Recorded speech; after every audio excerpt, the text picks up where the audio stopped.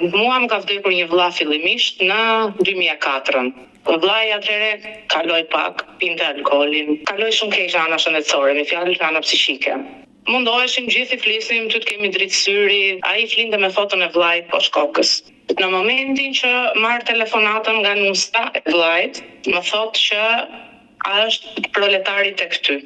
I them, jo, thash, nuk ka ardhur këtu tek unë, çfarë po thua? Jo, tha se ka 3 ditë që ka humbur sa dhe nuk po e gjejmë. Kë iku nga shtëpia, pa lënë asnjëherë tha, kishte lënë me portofol, me pasaporta, dhe telefonata fundit me mamin ka qenë që ky i ka thënë mamit, o mam, ka humbur durimi, dua të vi në Shqipëri. Ka marrë edhe burrin e motrës në telefon, hap syt ande nga shtëpia se ti tani je çuni i shtëpisë. Edhe se un po iki, edhe në atë moment është mbyll telefonata, dhe në moment që do mbyllesh telefonata, burri i motrës dëgjon një si zhurmë si shina treni.